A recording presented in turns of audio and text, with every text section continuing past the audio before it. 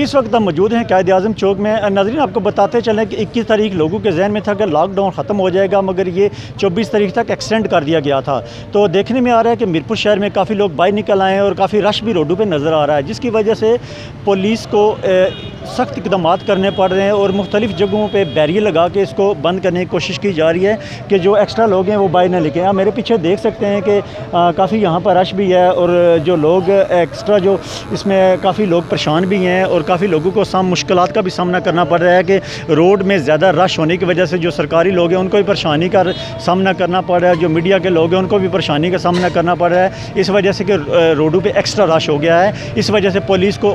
जो सख्त इक़दाम करने पड़ रहे हैं कि जो लॉकडाउन है वो 24 तारीख तक बरकरार है और डबल सवारी पर पाबंदी है। और इस वजह से आज मीरपुर आज़ाद कश्मीर है काफ़ी सख्ती पुलिस की तरफ से की जा रही है। अब मेरे पीछे देख सकते हैं कि काफ़ी रश है, यहाँ पर लोग बहस महसा भी जारी है और लोग ये कोशिश कर रहे हैं कि हमें जाने दें, क्योंकि कोई ना कोई लोगों का छोटा मोटा काम होता है और जिसकी वजह से इंतज़ामिया की तरफ से लोगों को पाबंद किया जा रहा है कि आप घरों में रहें। हम भी कहते हैं कि लॉकडाउन जारी है, कोरोना से बचने के लिए फ़ादी तदाबीर पर अमल भी किया जा रहा है और तमाम जो इक़दाम हैं वो जारी हैं और हम भी लोगों को कहते हैं कि आप अपने घरों के अंदर रहें। अभी लॉकडाउन जारी है, ये 24 तारीख तक एक्सटेंड हुआ है।